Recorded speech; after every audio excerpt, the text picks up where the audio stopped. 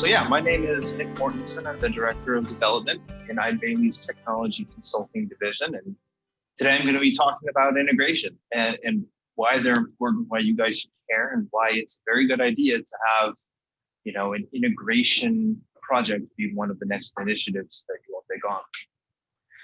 So a little bit about Eide Bailly. We have over 3,000 employees across the US, and we have a large focus on consulting, specifically around technology. In 2019, we were the Boomi North American Partner of the Year.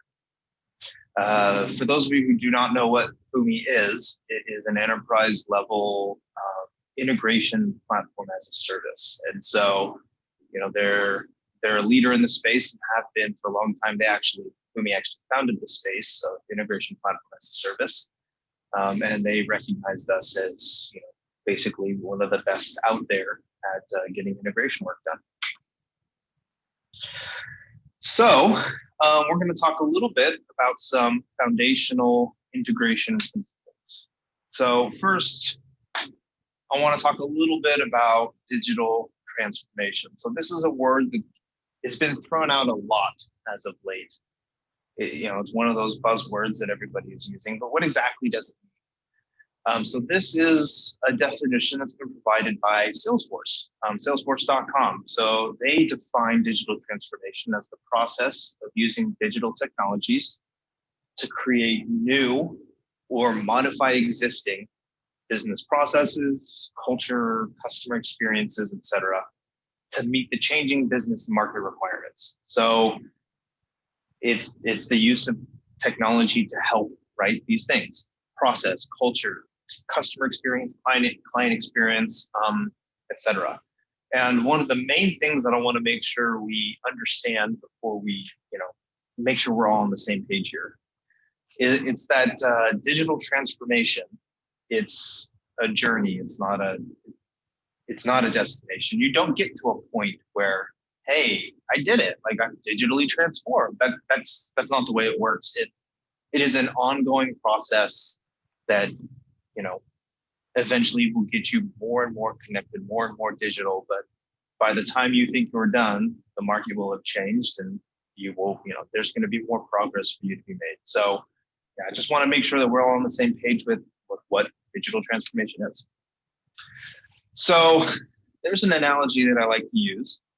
I like to consider myself a fairly athletic person. A while ago, I had some knee injuries that I had been dealing with. It got to the point where I was down now for the count. I couldn't play sports anymore.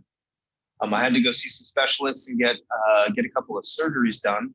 And after those surgeries, I got to the point where I could be active again, but I couldn't do what I used to do, playing football, basketball, stuff like that. And that was really hard for me.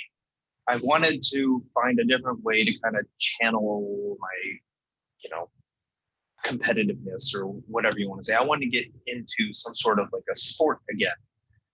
And I happened to come across boxing. There was a gym near my house, and I stopped by, and it sounded like a ton of fun to me. And it wasn't as hard on my knees because I wasn't necessarily jumping or running full speed and then stopping the cutting. And so it was just a little bit easier on the specific issues that I was dealing with for my knees.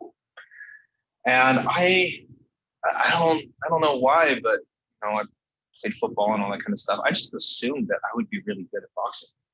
And I could not believe how bad I was. It drove me absolutely crazy the first few times I went. I was getting walked all over. And just like any other sport, basically what I found out the hard way is that, again, like any other sport, there are skills and fundamentals to the sport that need to be developed before you expect to be any good. My problem was that, I thought of myself as this big, strong guy, and everybody watches the Rocky movies and thinks that boxing is all about this big, huge punch and you knock somebody out. But that's not the case at all. In fact, you go in to the gym that I was working out at, and there's a big sign on the wall and it said quick feet, right? It didn't say big punch or power hit or, none of that stuff. It was all about speed. And you talk about who kind of the best at the sport are. And Muhammad Ali is pretty well regarded as, the greatest of all time in the world of boxing. And he was very famous for his saying, float like a butterfly, sting like a bee, right? It was all about being light on your feet, being quick, being agile. And then it doesn't say hit like a sledgehammer, it says sting like a bee, right? And when you think of, it's like, boom, you're in and out, it's sting. It's not like a big, huge, nasty sledgehammer hit. That doesn't help you. And this is exactly why. So if you look here at the screen, I don't know if you guys can see my cursor, but we have Muhammad Ali on the right, and his opponent here on the left. And what he did was the same problem that I had, is I would put too much behind a punch. I would go for that big knockout, thinking I was a big, strong guy, and I would overextend.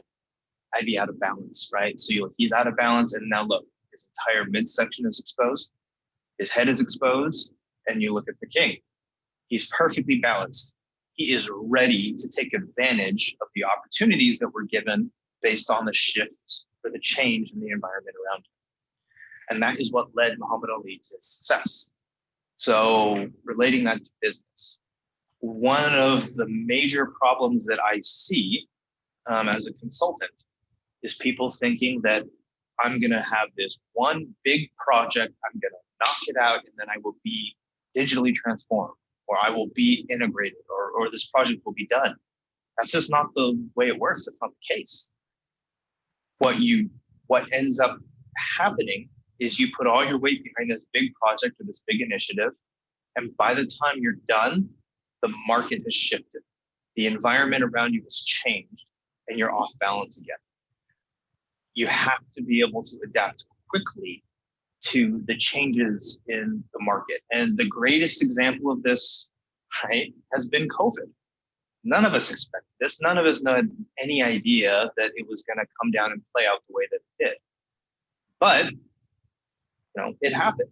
And there were some businesses that were able to adapt very quickly, and there were some businesses that weren't. And the need to work remote has driven so much change. And so the businesses that were quickly able to adapt, get processes in place fast to enable and support a remote workforce, have done significantly better than those that were using old archaic processes or didn't have the infrastructure, the environment set up for them to be quick and nimble and make those changes. So why is this agility so important? And this is something that I found extremely interesting. So if you look at the S&P 500 in 1920, the average age of a company, so the average lifespan of a company in 1920 was 67 years. And you look at today, and the average lifespan of a company is 15. There has been a dramatic shift in companies and their longevity. Why is that the case? And it's because the rate of change is so much faster now than it was in 1920. And it's not slowing down. In fact, it's only speeding up. When I was getting my master's degree, I had a professor that, I had multiple professors, right? But one of them in particular taught essentially managing startups and ventures and stuff like that. And one of the things that he would drill into our heads was, if you're not growing, you're dying. And that is a very common saying in business, right? I've got two quotes right here. You're either growing or you're dying. There's no staying still. If you stop growing, everybody else is passing you up, and then you're on the path to dying. And so you have to continually innovate and grow if you want to stay relevant. And the need to grow faster is becoming more and more important. And those that cannot quickly change, adapt, innovate, improve, and evolve are being left behind. So hopefully what I've done up to this point is kind of lay the groundwork for what is digital transformation? Why is it important? And why is it even more important to be able to digitally, right, transform? And so now we're going to move on to we kind of explain the why. Now we're going to move on to the what and the how. And so the how, right, often involves technology, right? We're talking about digitization. Technology is a big part of it. And so I wanted to quickly clarify the role technology should be playing in this process. So I've got two logos up here that frankly use pretty similar technology at its core, right? One company is almost unheard of now. The other is a staple in every household, right? At its core, right, the technology that's being used here is the ability to share media to external devices, right? Netflix had a good business model. They understood how to do it, and Napster did it. Napster violated a lot of the trademark and copyright laws, and so they got shut down. Netflix found a way to do it that didn't violate those agreements. And so even though both of these had similar kind of technologies or ideas, the difference is Netflix had a good business direction and a good business plan. And so the role of technology in the success of your business is dependent on your plan, right? Technology is in place. We use technology to make us faster, to make us smarter, to make us more consistent, to make us more accurate, right? But it needs direction. It cannot, in and of itself, technology does not solve the problems. And I see this all the time where business leaders buy a new technology thinking that it's a silver bullet that's going to cure them of the world's problems. And that's not the case. It will never work. It can only enhance whatever you're doing. So if you're doing garbage, like if you have garbage processes, implementing technology will only highlight the fact that you have garbage processes. And I see it happen quite often where, we'll go into a project with an expectation and we try to consult somebody and help them understand, like, look, these are the risks. These are the things we need to address these things. And the client insists on moving forward without addressing the underlying issues. And then everything blows up. They're frustrated and they have a bad experience. We all knew, we could predict that was exactly what was going to happen. Garbage in, garbage out. Technology is an amplifier. All right, now I'm going to talk a little bit about data. So the man here on the right, his name is Ray Dalio. Most of you probably know who he is, but he is one of the richest men in the world. And he got to that point by leveraging data. Data is very commonly referred to as the lifeblood of your business. Without data, you're dead in the water in this day and age. And in fact, it is very commonly, in the world of business that I'm in, right? It is very commonly understood that the data that you own is worth more than the business that you are running. You look at all the big players in the world right now, right? Who's making the most money? Amazon, right? Jeff Bezos became the richest man in the world. And it's like by a lot, right? Guess what Jeff Bezos uses to make his fortune? Data, right? He is a data and a technology company. He uses data to make your buying experience so much better than anywhere else.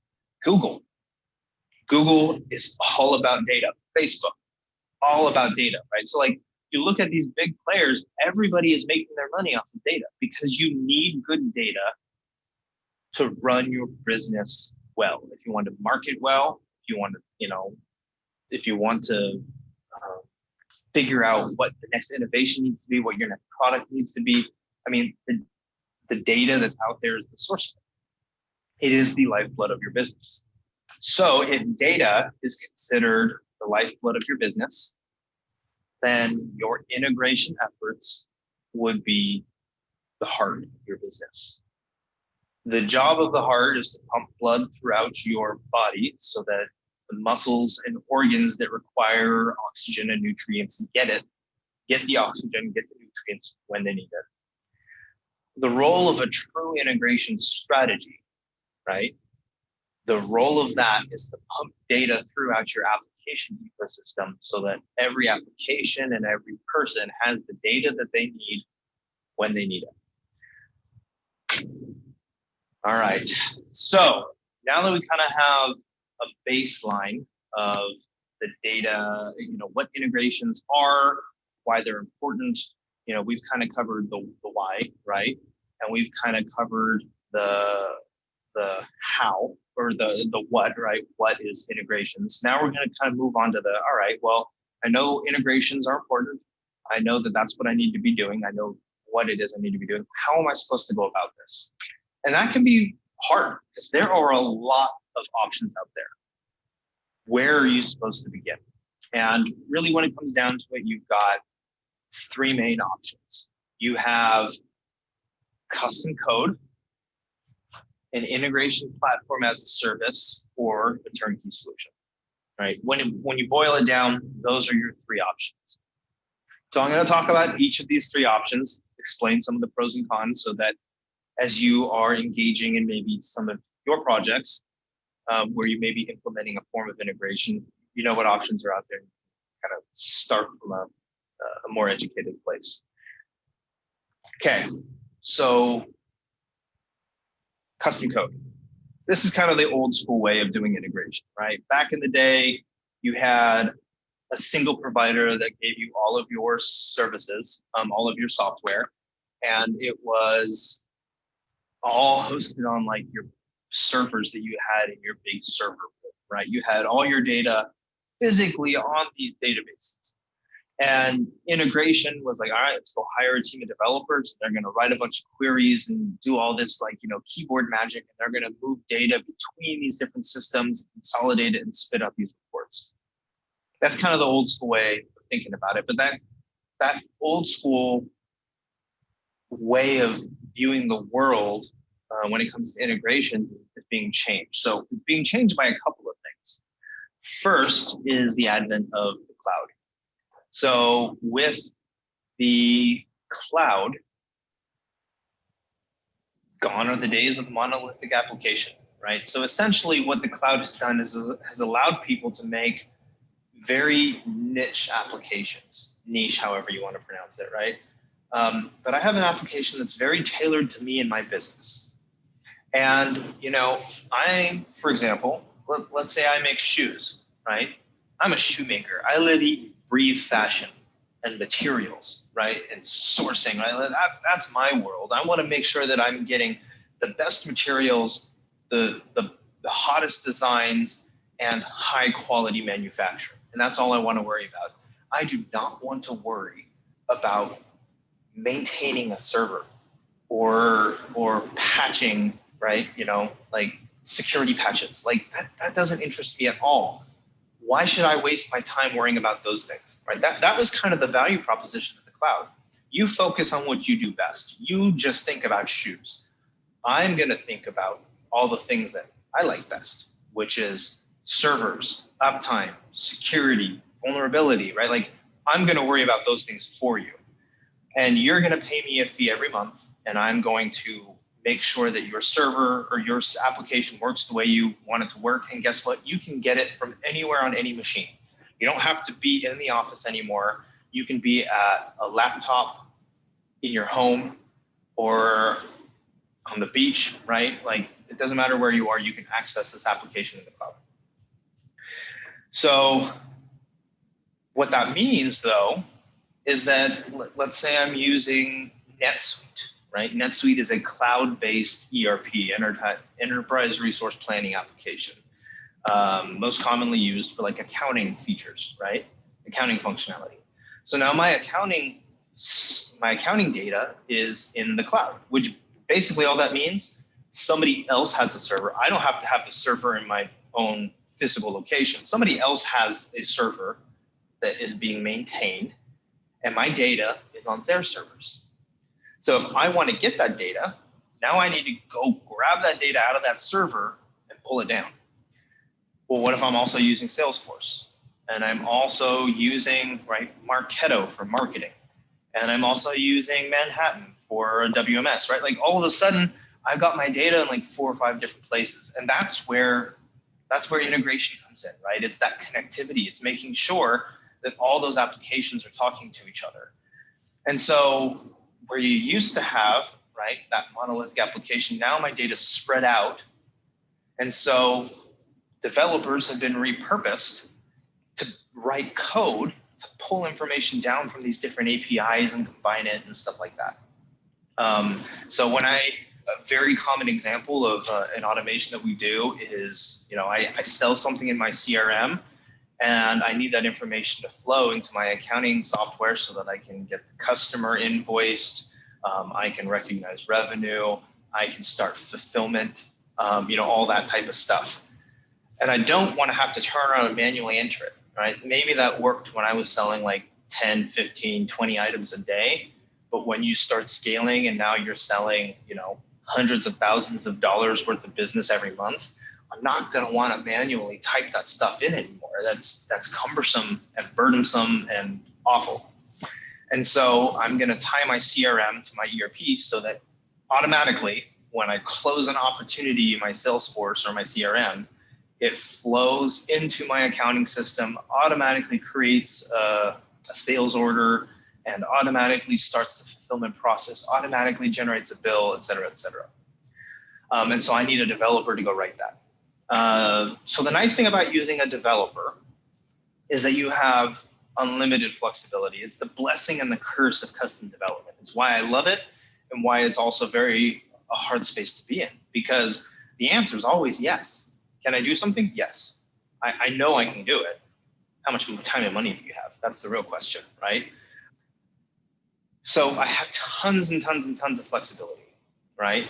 And I own the solution. If I hire developers to build it, I don't pay any licensing fees. I have very, very minimal licensing, and that the licensing that I do pay is just for hosting and the software development environment, things like that. I'm not paying, a bunch of money every month for software. But, right, the cons, it's usually a much higher upfront cost because it takes a long time to build stuff, and developers tend to be kind of expensive. So it's going to cost more upfront, and you're going to have a longer time to market. It's going to take you a while to get a solution done. It's not going to be whipped up overnight. It's usually going to take, weeks or months, and it's not going to be maintained, which means if something breaks, it's on me to go fix it. I don't have somebody else maintaining it for me. And obviously I need a developer, and I don't always have a developer, or they're expensive, they're hard to manage, et cetera, et cetera. So there are some real pros here with custom development, with the minimal, right, no recurring fees, you own the solution, stuff like that. However, there's a lot of nuances too. And that's where the world of iPaaS came in. So there's been a massive shift in the market away from developers doing everything. And we're trying, right? The market is trying to put the power of business logic back in the hands of analysts and administrators, because those are the people that are close to the business. So we end up with this integration platform as a service. What they have done is they've taken, 75, 85% of the customization that I would get from writing custom code, and they've put it in a low code environment, which means using point and click and drag and drop. I can set up these integrations and these automations without actually having to write code, without having to be a developer. And so you get this incredible flexibility. And because you're not writing code, it goes a lot faster, right? And so you have a lower upfront development cost because A, it goes faster, and B, you don't have to use an actual developer. You can use an analyst. And where that really starts to pay dividends is on the fact that that analyst is closer to the business. They are in the meetings where you're defining requirements. They understand what needs to happen, right? Part of the reason why we're trying to take stuff back from IT is because IT is removed from the business. They have a role, right? IT is extremely important. I'm not trying to minimize that role or that department, but they tend to be removed from the business. So your analyst goes and comes up with these requirements. They write them up. They send it to the dev team, and then your IT team folds it into a sprint, and they build something out. They return it to you for you to test, and it's not what you were expecting, and so you got to send back the changes. And right? It's a process, right? There is a reason why it's got a bad rep, why people are trying to move away from it. And so you end up with the analyst who's right there, understands the business requirements. He or she can go and just crank it out, right? Like, okay, I understand what needs to be done. I know what it needs to look like. Let's just go do it. And it gives them faster time to market, significantly better agility, and lower cost of development, because I don't need 2 people working on it. I can have just the analyst working on it, and the analyst doesn't have to be the premium that I would pay to have a developer come in and do something.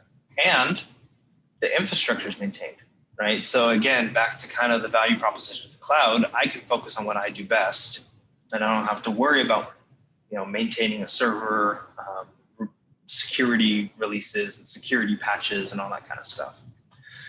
Now, the cons, right? There is usually a substantial, compared to like development, a substantial recurring fee for licensing a software, right? These developers, right, instead of spending their time building business requirements, developers are now building the softwares that you guys are using to replace them at those jobs, right? So they're just shifting from business functions to true technical functions. And so it's got the highest recurring fees, right, of any of the solutions here, because somebody has to pay for the, right, I got to pay for that software. And also, an integration platform as a service requires continued involvement, right? So they have made it easier for you. I don't have to worry about a server or any of those types of maintenance, infrastructure upgrades, stuff like that. I don't have to worry about any of those things. But I do have to maintain what's been built, right? So if I go into my CRM and I start tracking a new field that I want to flow into my ERP, it's not just going to magically move, get folded into the integration that you've built. You have to go and make that update. Or if I have a new process, right? Let's say I'm a bigger firm and I acquire a company and we have to change our processes to accommodate, right? Our integration is not just going to magically update. It requires continued involvement. Somebody has to go in and make those changes. So that's something, again, right? There's this kind of idea that I'm going to go integrate my systems and be done. Integration's an ongoing thing. It never really ends, kind of, right? Coming back to kind of that digital transformation step, or definition that we were talking about. It's a journey, right? It's not a destination. You don't get to a point where you're done. It's constantly going to be changing and evolving. And so, again, back to the boxing analogy, that's where the iPass comes in very handy, right? It allows you to be quick and agile. It allows you to adapt to changes so that when the environment around me changes, I can adapt and I don't get left out of balance because I'm not able to change fast enough to the environment around me. All right, the last option is a turnkey solution. So this always should be your first option, right? You always want, if this works for you, you should always choose it. It's completely maintained. It's almost an immediate go-to market time. It's the right choice if it's available. The problem is true turnkey solutions are pretty hard to come by, and they're very limited in scope, right? So a turnkey solution to integrate Salesforce and NetSuite, I will make the bold statement that does not exist. Salesforce is customizable. NetSuite is customizable. You're not going to have a solution that works out of the box for everybody. It does not exist. And so one of two things needs to happen.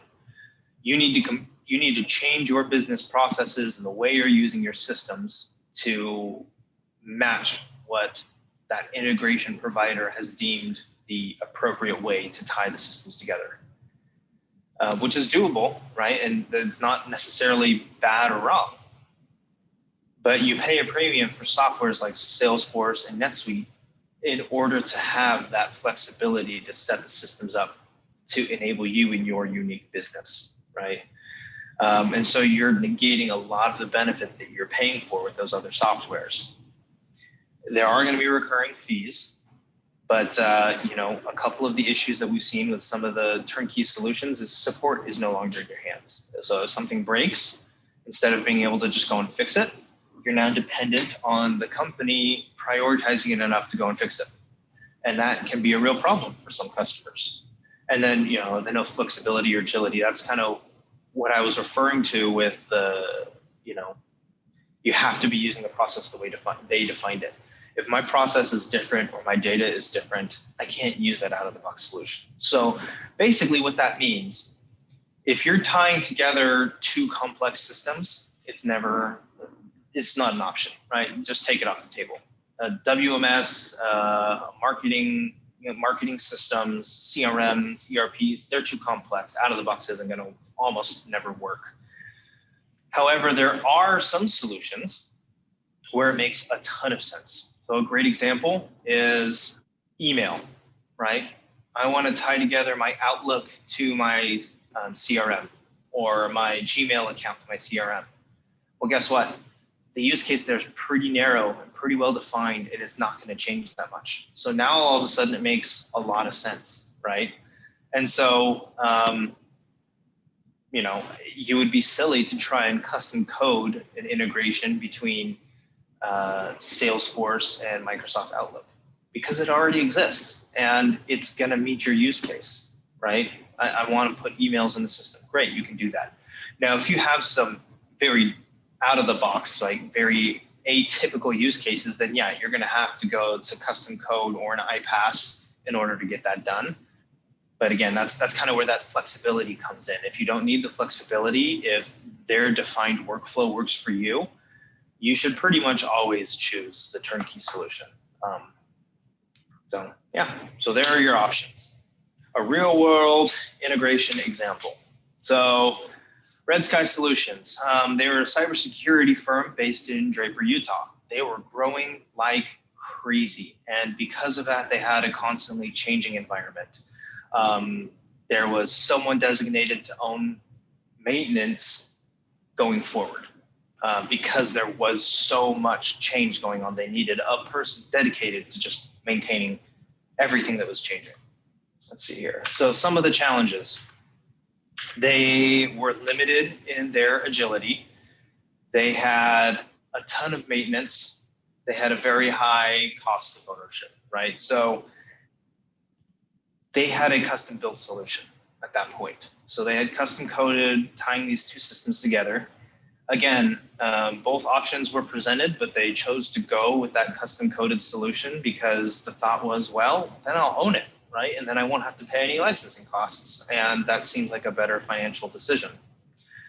Well, the problem is with the growth that they were experiencing, the process and the data that they were consuming was constantly changing, which meant the integration had to change.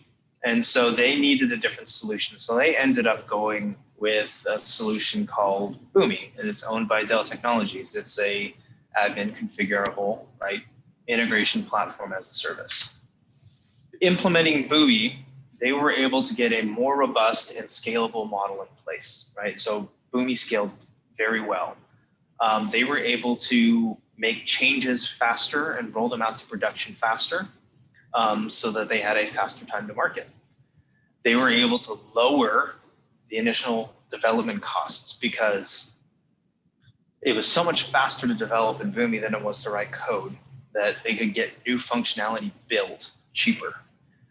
They also had a reduced cost of ownership, and this was kind of the real kicker for them.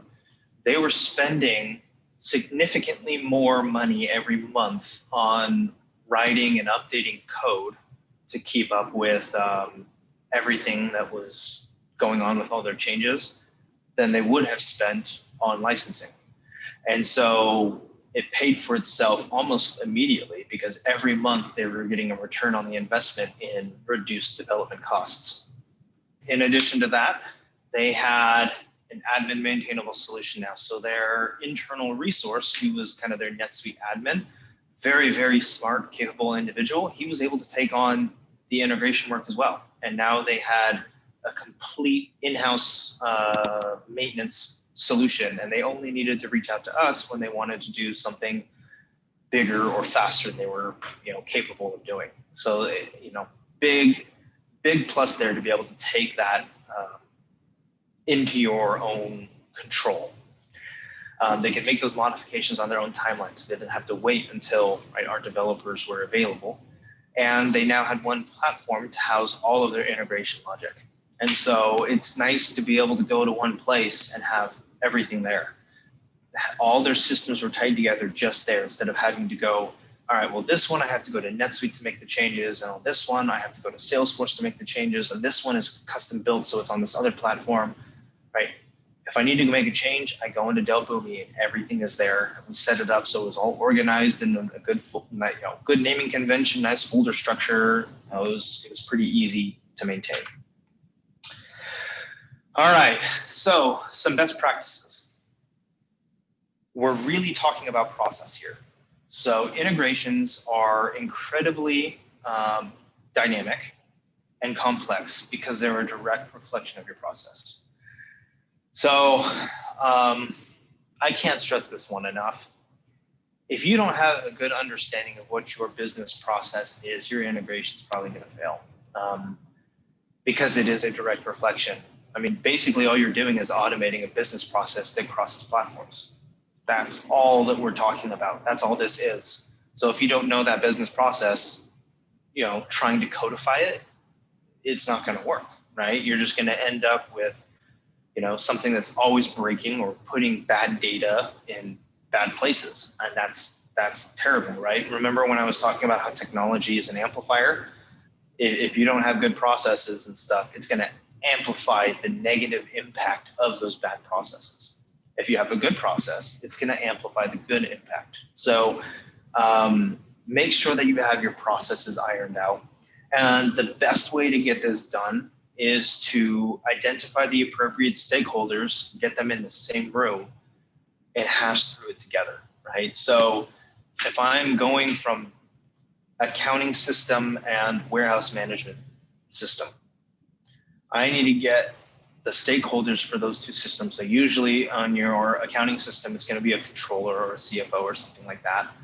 And on the WMS, it's going to be a warehouse manager, and chief operations officer or something like that. You get those stakeholders in the same room and you make sure you understand everything the warehouse manager needs, and you understand everything that the controller needs, and when that data needs to move in the systems, who's responsible for the handoff, who's responsible for putting that information in, what does it need to be formatted like, et cetera, et cetera. So, So second is documentation. And this is piggybacking off of, the first bullet or the first topic here. You probably don't actually understand your business processes at the level of detail that you think you do.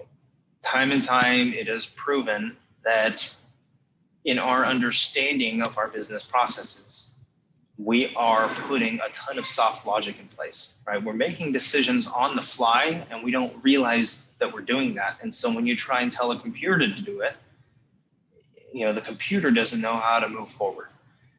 To a computer, everything is black and white. It's a yes or it's a no. Our brains don't work that way. We have yes, no, and maybe, right?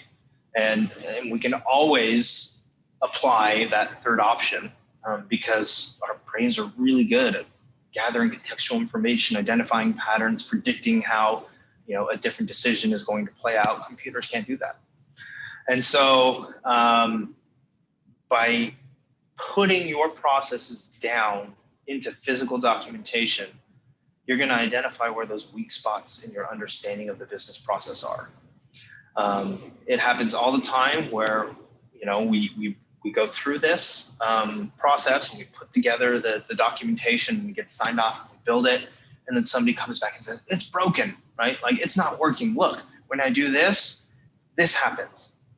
And then we look at the documentation, you say, well yeah, look, right? You said when I put in this information, if it's formatted well, go here. If it's formatted incorrectly, go there. There's no third option for when it's formatted in this slightly different way, right? That's something that you knew about, but it wasn't put down on paper, so we couldn't put that into the computer. And so that's where that documentation really helps out, because if you're the one that's in charge of putting, if you're in charge of this project, the integration project, you're going to get blamed for it failing, right? That's kind of the way it is. Everybody, it doesn't work. It worked before, it doesn't work now, it's your fault. And so to be able to pull up that documentation and point to it and say, no, I was given bad requirements. I did exactly what I was supposed to do. I am happy to make this change, right? But right, that's not what I was told to do. It's a little bit, I don't know, I'm not a huge fan of this term, but CYA, right? Cover your bottom, right? That documentation is going to help make sure that you do, you're taking that into account. Third is identify your admin, right? So someone needs to own the solution once it's built.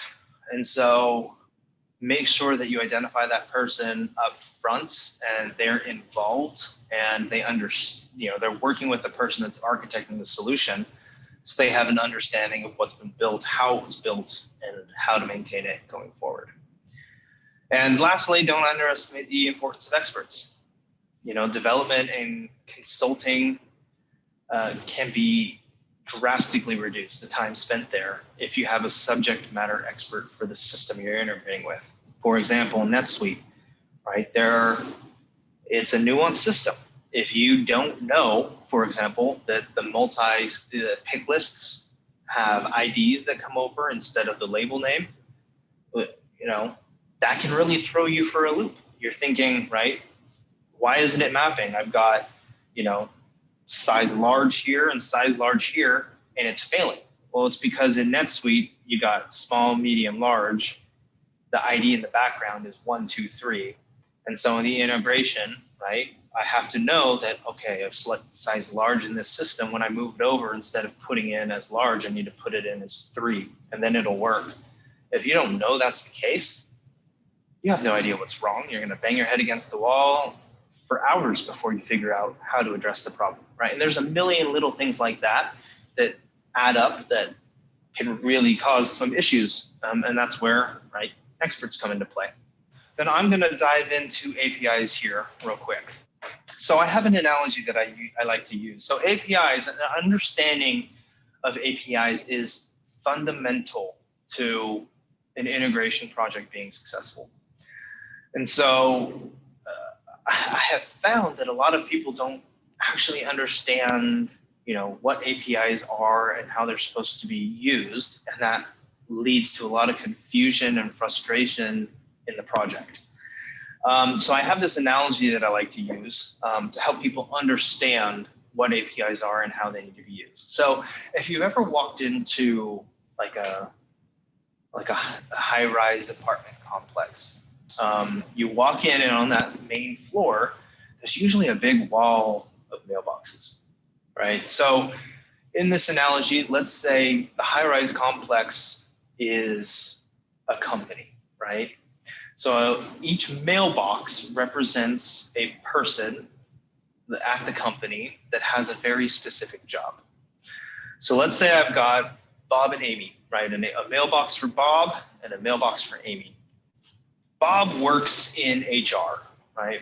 Bob's job is it's very, very simple. And he's given us instructions on what Bob needs to do his job. If you give Bob an employee ID number, he will give you a first name, the last name, and the hire date of that employee. Very simple, very straightforward. So if I go to Bob's mailbox and I put something in there that says Nick Mortensen, What is Bob going to do? Nothing. He was pretty clear, right? Like, I can't do anything with a name. Give me an employee ID. All right. So I go back and I put a piece of paper in his mailbox, and it's 0012. All right, 0012, Nick Mortensen. Here, and his hire date was January 1st of 2010, right? There you go, right? Bob was able to execute his job because you gave him the right information. Amy works in the accounting department, right? And Amy has a very clear job as well. If you give her the first name, the last name, and the email address of a new customer, she will enter that new customer in your ERP. And so I give Amy first name, last name, and phone number. Is Amy going to be able to do her job? No, she was pretty clear with her instructions, first name, last name, email address.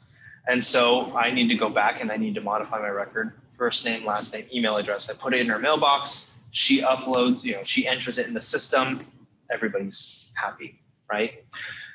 So in that analogy, every mailbox is an API, right? So if I'm Salesforce, I've got a whole suite of APIs, a whole bunch of them. And each API has a very specific function, right? I can, in these two examples, I can either query or get information about an employee, or I can insert or create a new customer in the ERP. That is all that APIs are, right? So now, let's say I've got two skyscrapers, two big buildings, right? I've got Salesforce, my CRM, and NetSuite, my ERP. Well, they both have very robust APIs. They should be able to talk to each other, right? We're good, right? You've got APIs, you've got APIs, we're done, right? We're good to go, we can communicate. Is that the case yet, though? Not quite. There's still a piece missing, and that's like a courier or a mailman, right?